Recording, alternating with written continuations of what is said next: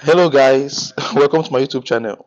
My name remains Ebuka, and today I have a video I want to share with you guys. A video that will interest you, a video that talks more of our nation and where it is heading to. A media group platform known as First Post shines its spotlight on nepotism and profligacy allegation against Tinubu. And I want you to watch the video so that you understand where we are going, what is happening, and what it looks like to be a Nigerian right now.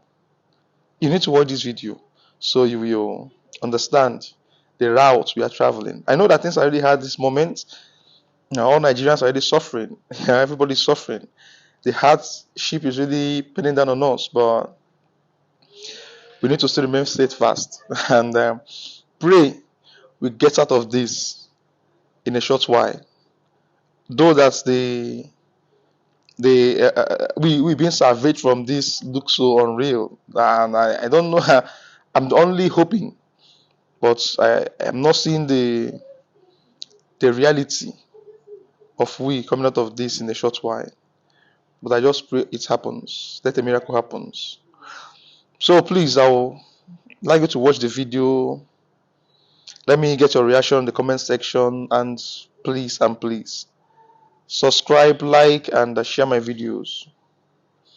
Turn on the notification bell so that when I post any video, any content, you will be the first person to receive it and enjoy it. Please, just watch the video and let me get your reaction in the comment section. Thank you. Bola Tinubu is under fire again, this time over allegations of nepotism. He recently announced a shake-up in Nigeria's Federal Housing Authority. And he's appointed this man as the new MD/CEO, Oyetunde Ojo. He's a former Nigerian MP. He served from 2011 to 2015, but he failed to get re-elected in the 2015 election. After that, he turned to business, reportedly in the oil and gas sector. And now he's the CEO of a housing authority. What's his qualification? Apparently, over a decade's worth of experience in the housing and hospitality industries. That's what the Nigerian government said while appointing him. But exactly when did this happen? When did he get the time to acquire this decade's worth of housing experience? It remains a mystery.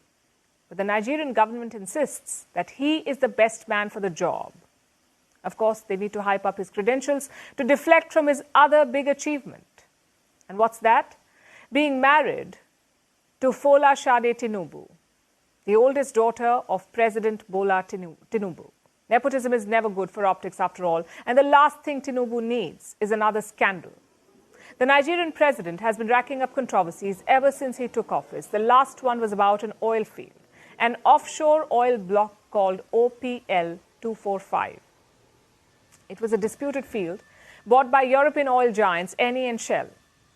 There were corruption allegations. Nigeria had sued the oil companies. The case was pending in international tribunals. But last month, the president of Nigeria restored the fields to the Europeans. He ended all legal disputes over the offshore field and called for the matter to be resolved amicably.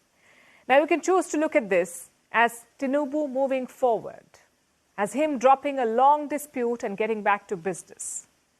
Or you may wonder about the timing. Eni, one of the European oil firms involved here, signed another deal recently. This happened a few months ago. They sold their Nigerian onshore assets to a local firm, a firm called Onado PLC. The sale was very beneficial for the Nigerian oil company. Its total oil reserves doubled after it bought Eni's assets. And guess who is the chief executive of the Onado group?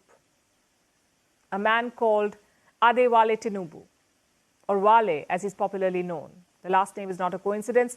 He is related to the Nigerian president too. He's the president's nephew. So a European oil company sells its business to Tinubu's nephew. The nephew's company benefits, and Nigeria drops litigation against the Europeans soon after. What does that sound like to you? Allegations of nepotism and corruption are hounding the president. But that's not all. He's also been accused of using his office for personal gain. using it to fund a luxurious lifestyle, like with the yacht controversy. Tinubu became president last year. He took office in the month of May. His government had to release a supplementary budget to allocate resources for this year, and this happened in November. The budget came in November.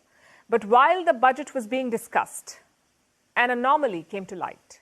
Money was earmarked for a presidential yacht, a princely sum of 5 billion naira. That's about $3.5 million US dollars. Now, Nigeria is an economic powerhouse, but it's still a developing nation. There is massive wealth inequality. People are struggling with the cost of living crisis and reeling after the government reduced fuel subsidies last year. In this environment, President Bola Tinubu was buying a yacht on the taxpayers' dime. You can imagine the uproar. Nigerians were furious. So were opposition lawmakers. They forced the government to divert the yacht money. It was funneled into a student loan fund instead. But you see, the yacht had already been delivered by then to the Nigerian Navy. So now they have to find a way to pay for the luxury boat. And these are just some of the controversies that have dogged Tinubu since he took office. There are others as well, and by the looks of it, there will be more to come. Hopefully, Nigeria will continue to progress despite the extravagance of its president and the enrichment of his family.